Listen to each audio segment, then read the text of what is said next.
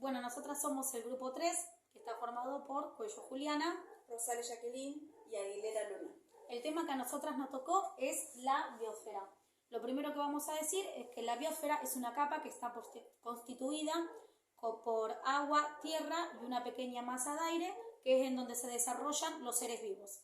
Dentro de esta biosfera lo que podemos encontrar son distintos ecosistemas.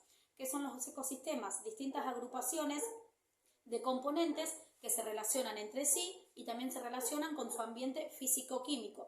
Dentro de esto vamos a encontrar lo que son los componentes bióticos, que son todos los seres vivos, o sea, todo lo que tiene vida, y los componentes abióticos, que son todos aquellos que no tienen vida, como por ejemplo el agua y el aire. Para entender bien entonces qué es un ecosistema, podemos decir que es un conjunto de componentes o una agrupación de componentes que se relacionan entre sí de alguna manera y que también se dividen en dos partes.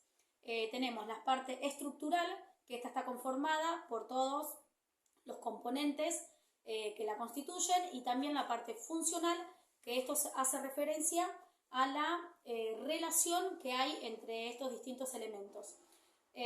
Bueno, después podemos decir también que los ecosistemas y los ambientes se clasifican según su origen, según su tamaño y según su ubicación. Según su origen pueden ser artificiales, controlados y naturales. Los naturales son los que no tienen intervención de la actividad humana, como por ejemplo puede ser una selva.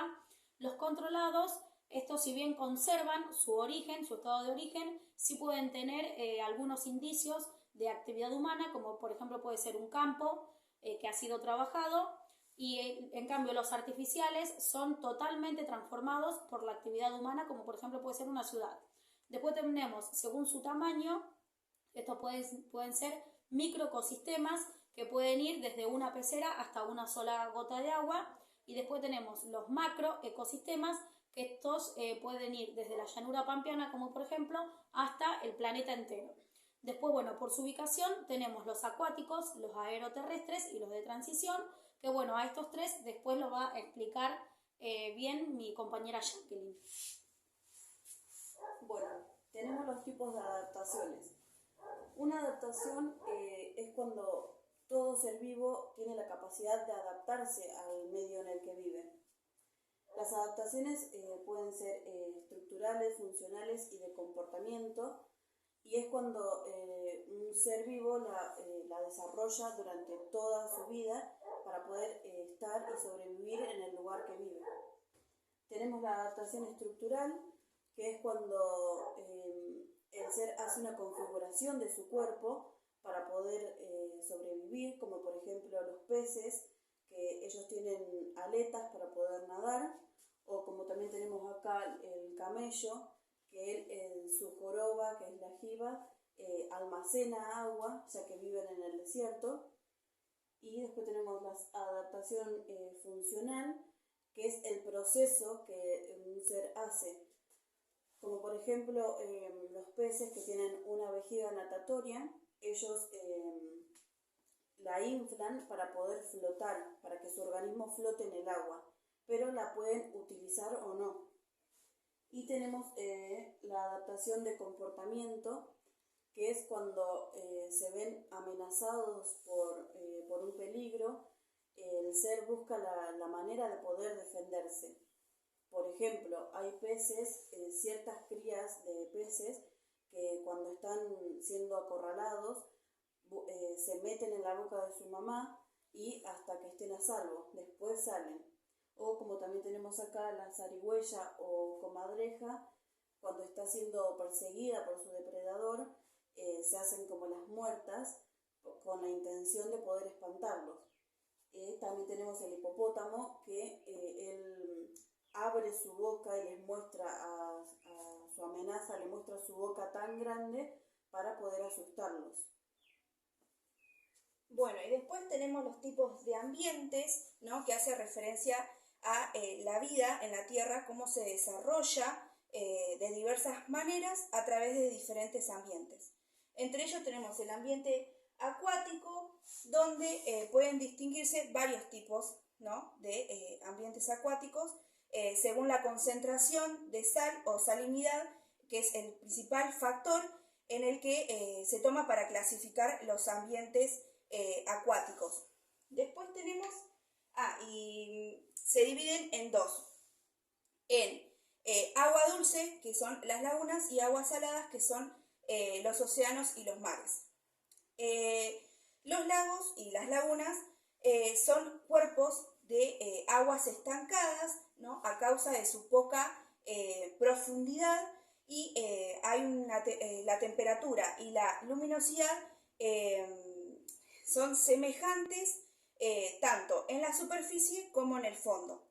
También, por otra parte, en la vegetación, en las lagunas, se desarrolla de tres maneras. De manera transitoria, también se desarrolla fuera de la laguna y dentro de ella, que da vida a diferentes tipos de plantas, como plantas anfibias, plantas flotantes, y también las plantas que están dentro del agua en el fondo. Por otro lado, tenemos las aguas saladas, que son los mares y océanos, que debido a su gran extensión y hay una diversidad de salinidad, entonces hay una diferencia, por ejemplo, en lo que es la luminosidad y la presión. Esto hace que se determine diferentes zonas, ¿no?, de una fauna y flora, ¿no?, de características. Por ejemplo, en las zonas costeras podemos encontrar una gran luminosidad, entonces pueden vivir diversos organismos vegetales y también animales herbívoros. Después tenemos la zona batial, ¿no?, donde hay a 2000 metros de profundidad y hay más profundidad, ¿no?, como decía. Entonces logran vivir algunas especies de ballenas y tiburones. Después, por otro lado, tenemos la zona abisal, ¿no?, que está aproximadamente a 6000 metros de profundidad, en donde es una zona con mayor profundidad, donde solo pueden llegar a vivir algunos animales que tienen luz propia en su estructura, en su cuerpo, como por ejemplo es el peje-sapo, donde tiene un senuelo lumínico que le permite atrapar a sus presas. Y por último, hay otro que tiene 11.000 metros de profundidad, en donde solo pueden llegar a vivir cangrejos, gusanos y millones de bacterias. Se llaman fosas oceánicas. Después tenemos, por otro lado, el ambiente terrestre. El ambiente terrestre también hay diversas maneras de encontrarlos, de tener tipos de ambientes según su clima y su tipo de suelo. Por ejemplo, tenemos a los desiertos, en donde hay un clima árido y hay escasez de precipitaciones. Y esto también, su clima es como cambiante, porque en el día hay gran calor y en la noche baja bruscamente la temperatura del ambiente. Y por ejemplo podemos encontrar los cactus, que tienen una estructura adaptable a esos tipos de ambientes, que pueden absorber el agua a partir de pelos que les permite absorberlos. Y también podemos encontrar arañas y serpientes, alacranes, que pueden adaptarse al ambiente. Después podemos encontrar los ambientes de transición, que es una transición entre... y me faltó En la terrestre me faltó las selvas, que a diferencia de los desiertos, las selvas tropicales tienen más temperatura y más humedad y puede desarrollar mucha más vida, como por ejemplo los árboles, también las enredaderas, que les permite ir hasta la superficie para poder captar la luz, porque una gran dificultad es que al ver tantos árboles no permite captar la luz directamente. Después tenemos hay gran variedad de hojas, también tenemos frutos que les permite a los animales, como los monos, poder alimentarse. Después están hay loros, también cotorras y otros animales. Ahora sí, el ambiente de transición, que es el que está en intermedio entre ambos, entre el ambiente acuático y el terrestre, ¿no? Como por ejemplo podría ser las costas de lagunas, de los lagos, de los ríos, ¿no? Donde pueden llegar a vivir especies como los pingüinos, las focas, los lobos marinos, que si bien nacen y crecen en un ambiente terrestre, para su alimentación y atraer a otros animales es necesario el ambiente acuático. Ahora sí, sintetizando, el ambiente acuático es el agua, el ambiente terrestre es la tierra, y de transición es el intermediario o el intermedio entre el agua y la tierra.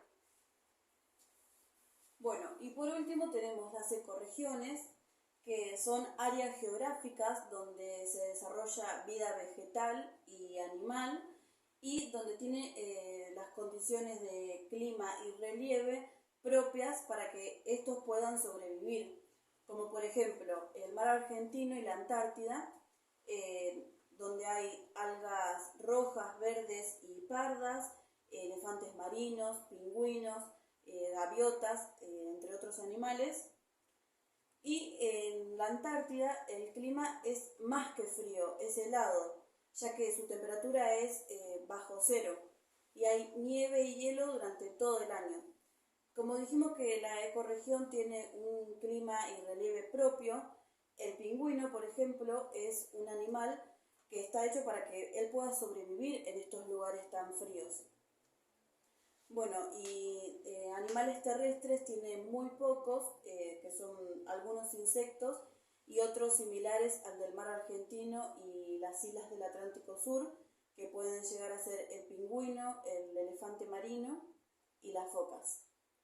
Bueno, otras de las ecorregiones pueden ser los esteros de Liberá. Esta tiene un clima muy similar a la de la ecorregión chaqueña. Habitan o podemos encontrar en ellas diferentes plantas acuáticas, como pueden ser, por ejemplo, las flotantes, las sumergidas y las semisumergidas. También pueden estar otras que pueden ser los juncos o las totoras también, entre ellas. Después, bueno, la distinta fauna que tiene, o sea, los animales, pueden habitar ahí en esos lugares: carpinchos, ciervos de pantano, puede haber curiyú, que son boas acuáticas, y también distintos yacarés. Bueno, y otro de los ejemplos podría ser el de el Chaco Seco, donde hay un clima cálido y escasez de lluvia, donde sus principales mamíferos que podemos encontrar en esa región pueden ser el oso hormiguero, el tatú, entre otros tipos de especies que ocupan esa ecorregión. Bueno, y acá finalizamos. Eso es todo de la biosfera.